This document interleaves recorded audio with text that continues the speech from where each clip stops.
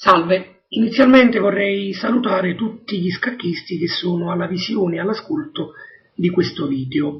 Mi presento, sono Riccio Luigi e al momento in cui sto registrando questo video, che è oggi 22 gennaio 2015, sono una prima nazionale e ho un Elo FIDE di 1921 punti. Lascio anche la mia email che è vivagliescacchi@virgilio.it per chiunque volesse scrivermi in merito al video o in merito a cose scacchistiche, anche a critiche, tutto diciamo è ben accetto. Questo video in realtà è il primo di un trittico dedicato allo scacchista tedesco Klaus Junge. Infatti il titolo di questa trilogia è Klaus Junge, un talento perduto prematuramente. Il motivo lo capirete continuando diciamo a visionare questo video e gli altri due. Il lavoro che ho eseguito è strutturato in questo modo. In questo primo video io parlerò solo della biografia di Klaus Junge, sia da un punto di vista scacchistico, cioè cosa ha fatto scacchisticamente nella sua vita, sia che diciamo nella vita vissuta lontano dalla scacchiera. Nel secondo video invece analizzerò, farò vedere 3 partite di Jung in cui aveva i bianchi, e nel terzo ed ultimo video farò vedere 3 partite di Jung, analizzerò più che altro 3 partite di Jung, in cui lo scacchista tedesco aveva i pezzi neri. Quindi cominciamo da questo primo video parlando della biografia di Jung. Allora, Klaus Junge fu uno scacchista tedesco, nacque a Concepción in Cile, in Sud America, il 1 gennaio 1924, da padre tedesco e madre cilena, anche se Jung era a tutti gli effetti tedesco. E morì a Well, poi capiremo il perché e come, il 17 aprile 1945, ad appena 21 anni. Lui ereditò la passione degli scacchi dal padre, il cui nome era Carlos Otto, che chiaramente gli insegnò il gioco. Il padre era un forte maestro di scacchi, tant'è vero che 2 anni prima, nel 1922, 2 anni prima della nascita di Jung, aveva vinto il campionato cileno. Il nonno di Klaus, addirittura, era anche uno scacchista e giocava regolarmente nel circolo scacchistico di Amburgo, mentre il bisnonno era anche lui ovviamente tedesco ed era di Dithmarschen, che è una regione nel profondo nord della Germania, ed emigrò in Cile proprio come fece il nipote Carlo Sotto, cioè il nipote padre di Klaus Junge. Jung si trasferì da giovanissimo nella prima infanzia in Germania all'età di 4 anni. Alcune fonti riportano 6 anni, diciamo tra il 1928 e il 1930 si trasferì in Germania, perché i genitori ritenevano che in Germania potesse avere un'educazione migliore di quella che gli avrebbe offerto, diciamo, la vita cilena. Nel 1939, dall'11 al 20 agosto, in occasione della settimana scacchistica giovanile, venne affidato alle cure del primo allenatore della squadra scacchistica tedesca, Will Schalge. Il quindicenne Jung venne inserito in una squadra giovanile che annoverava, diciamo, tra le file Wolfgang Unziker, che all'epoca era 14enne e che non ha bisogno di presentazioni, è diventato grande maestro, più volte campione tedesco, uno dei più forti giocatori occidentali degli anni 70. Poi c'erano Rudolf Kunert, che all'epoca era 15enne, e Karl Kbravic, 17enne. Questi due scacchisti, diciamo, non hanno lasciato alcuna impronta nella storia, quindi diciamo di loro praticamente non si sa nulla. Quel che è certo è che diciamo non sono diventati forti scacchisti.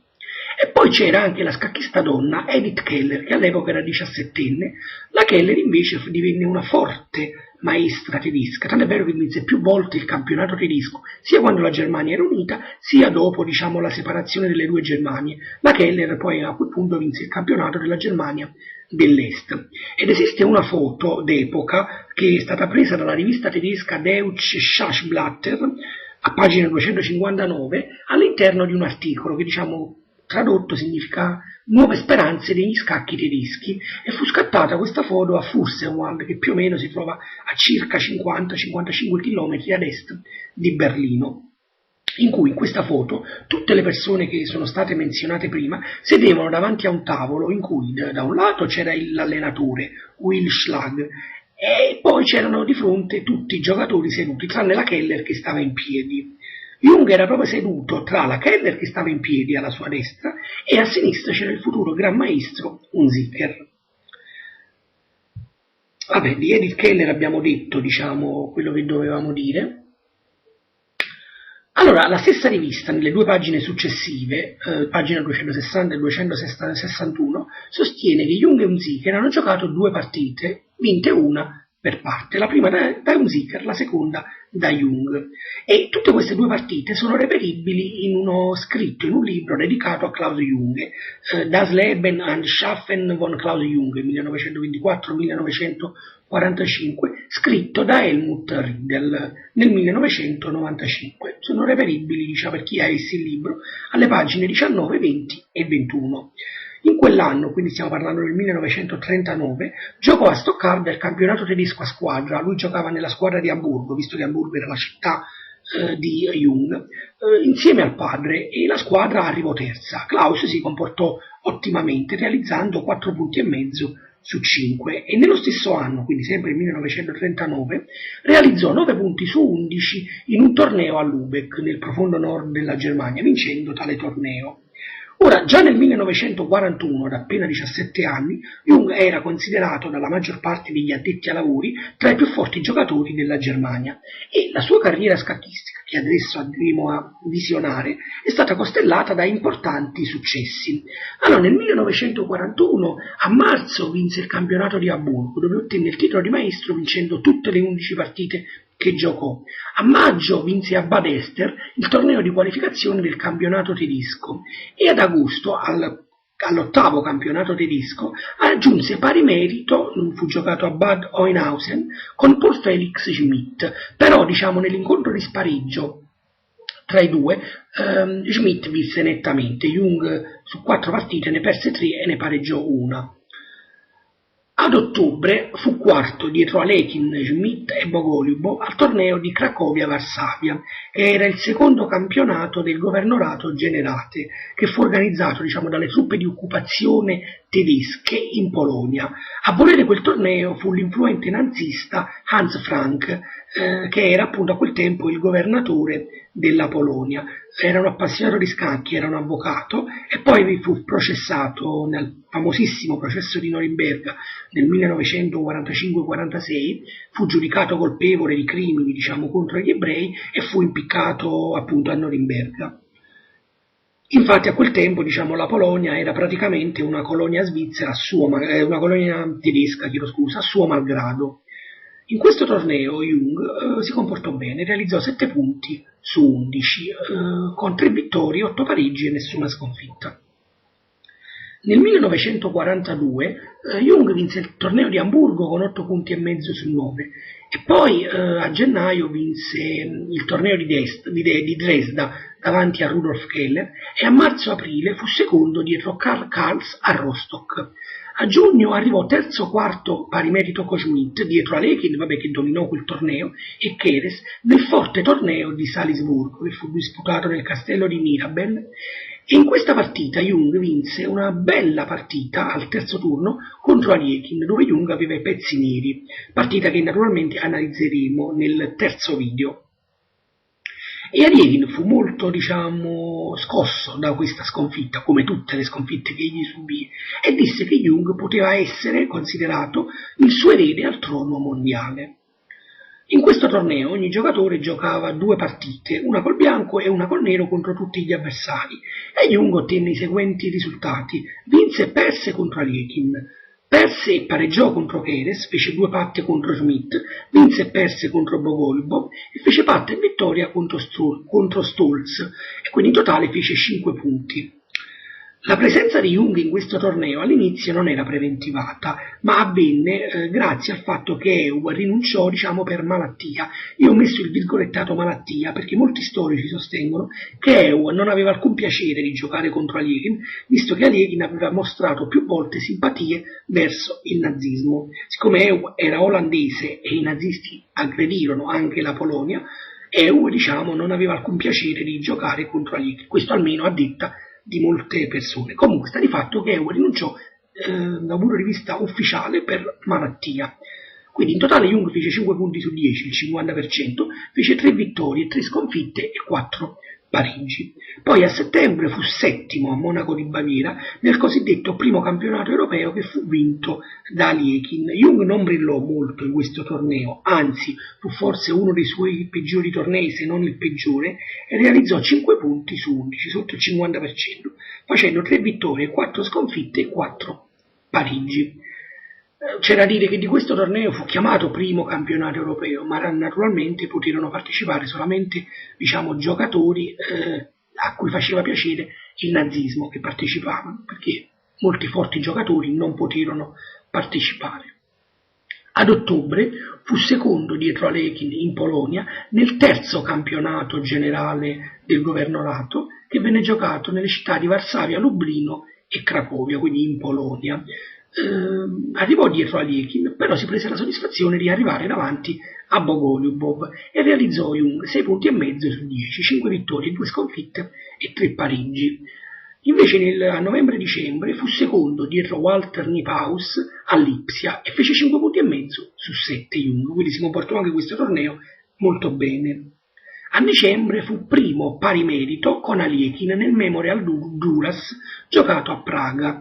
Qui Jung fece un ottimo punteggio, fece 7 vittorie, 3 pareggi e una sola sconfitta, facendo 8 punti e mezzo su 11.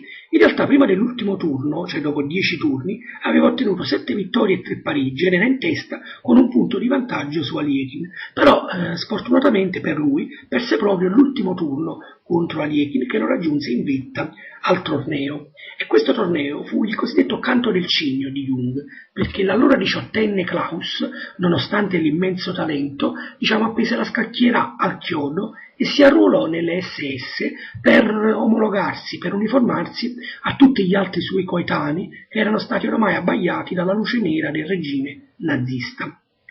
Nel 42-43 giocò anche 3 tornei per corrispondenza in cui riuscì a battere forti giocatori come Rudolf Techner ed Emil Joseph Diemer. Tra l'altro quest'ultimo lo ritroveremo a breve.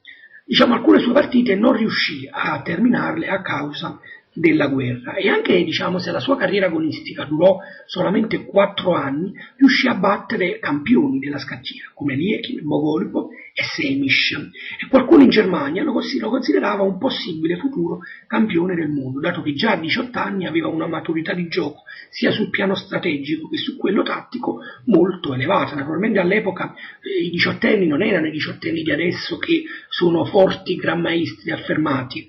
All'epoca un ragazzo di 18 anni che era un forte maestro di scacchi era considerato un fenomeno.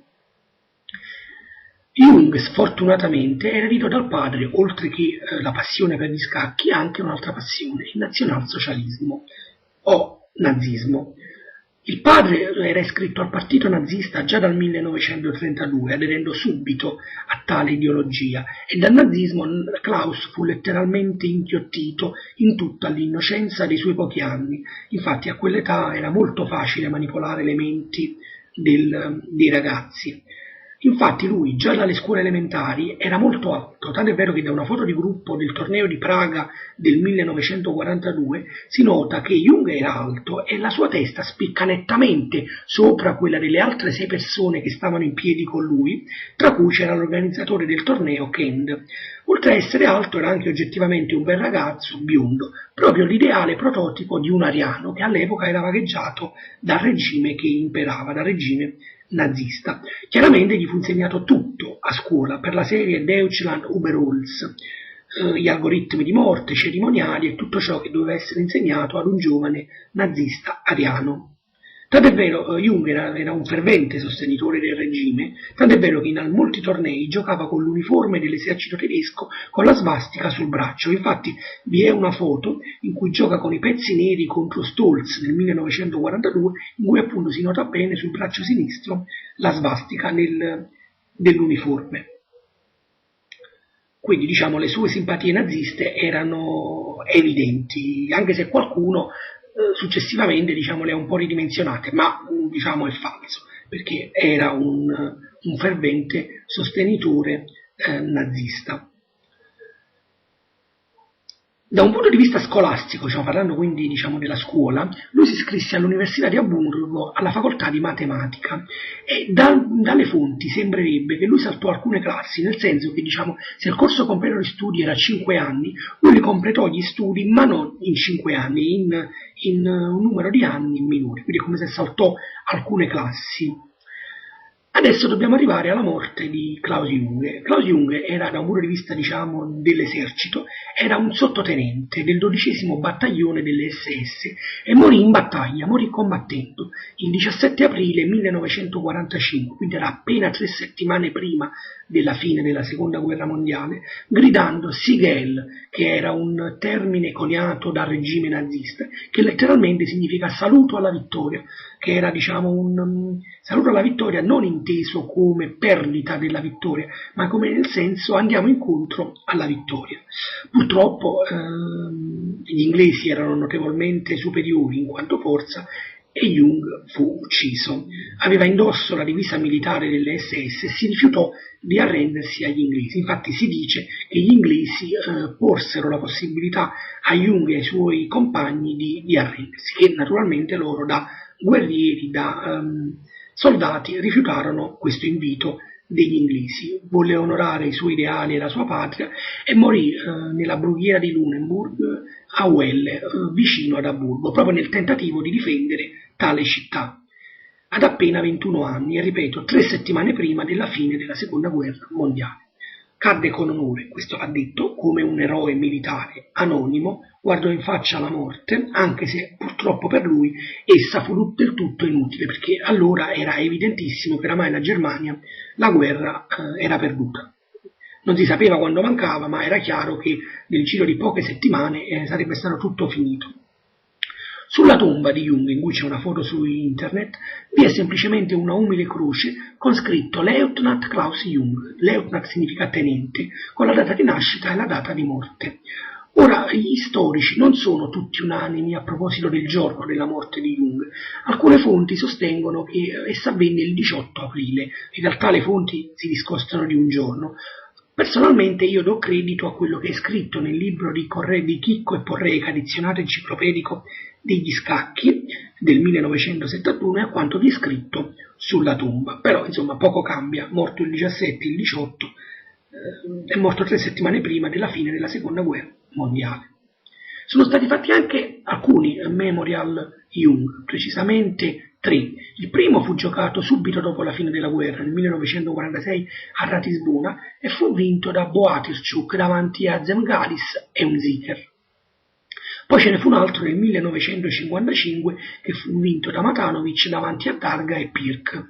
E nel 2005 vi è stato il terzo Memorial Jung ad Amburgo, la città natale di Jung, e fu vinto dal giocatore dell'Azerbaijan Krylev.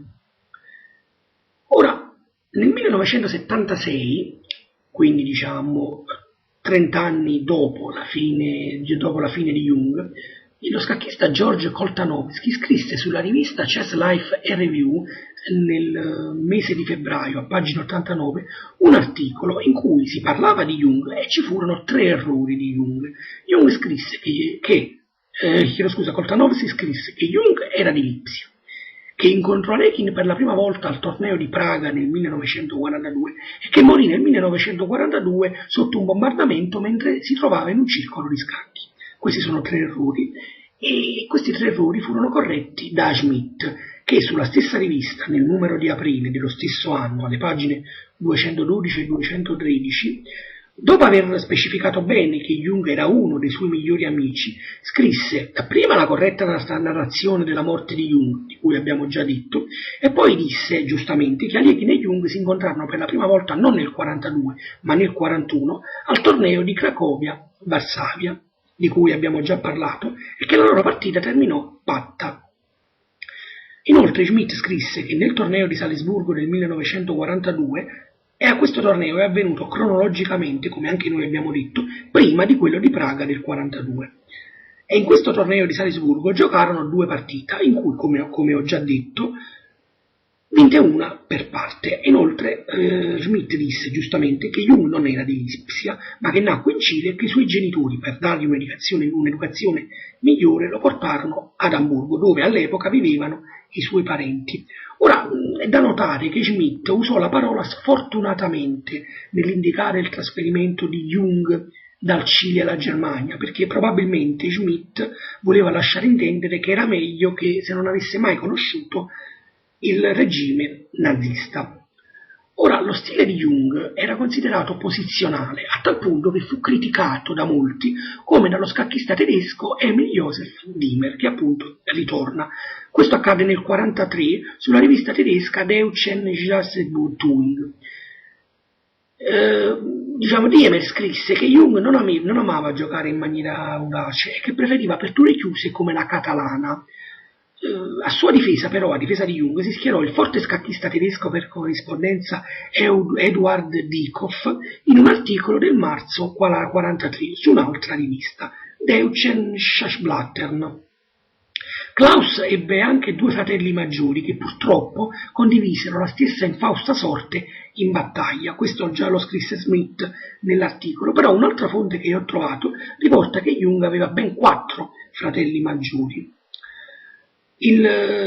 Come onorificenza a Jung, il grande maestro tedesco Robert Hubner, un forte giocatore degli anni 70, che probabilmente è stato il primo vero erede scacchistico di Jung, scrisse che Jung era il più grande talento tedesco del XX secolo. E nel 1956 fu pubblicata, grazie al lavoro eseguito dal padre di Jung, una raccolta delle partite di Klaus, diciamo una sorta di biografia scacchistica, dal titolo Das war Klaus Jung, scritto da Budrich e Schult. Questo viene riportato a pagina 286 nel libro di Chicco e Porreca già citato precedentemente. Naturalmente, siccome siamo appena 10 anni dopo la fine della guerra, nessuno osò o volle celebrare un eroe nazista.